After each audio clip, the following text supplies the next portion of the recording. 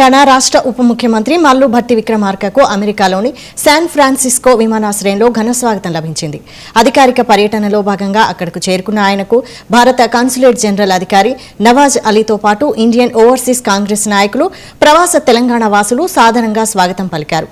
భారత విదేశాంగ మంత్రిత్వ శాఖ, స్థానిక ఎన్ఆర్ఐ సంస్థల సంయుక్త ఆధ్వర్యంలో కాన్సులేట్ జనరల్ కార్యాలయంలో ఏర్పాటు చేసిన మీట్ అండ్ గ్రీట్ కార్యక్రమంలో భట్టి విక్రమార్క ముఖ్య అతిథిగా పాల్గొననున్నారు.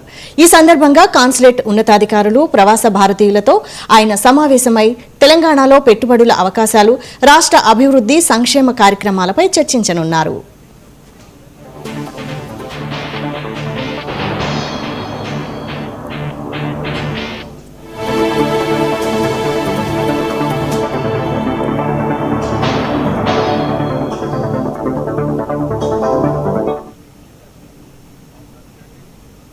ఆంధ్రప్రదేశ్లో ఇటీవల